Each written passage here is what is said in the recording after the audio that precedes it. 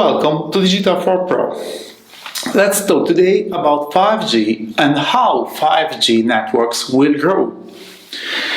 The territorial coverage of mobile networks is currently achieved mainly through macrocells, consisting of clusters of antennas mounted on poles and capable of serving thousands of users within a radius of several kilometers.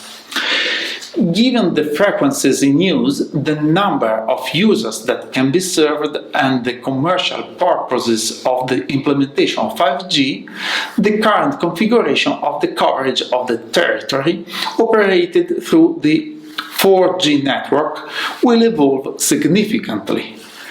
The impact on the territory will be the birth, alongside the current macrocells and microcells born with 4G technologies, of picocells and femtocells.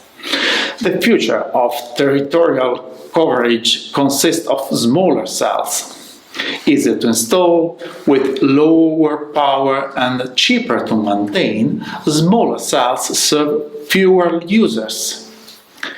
So the territory will increasingly be covered by a large number of low-power antenna arrays instead of fewer higher-power antennas.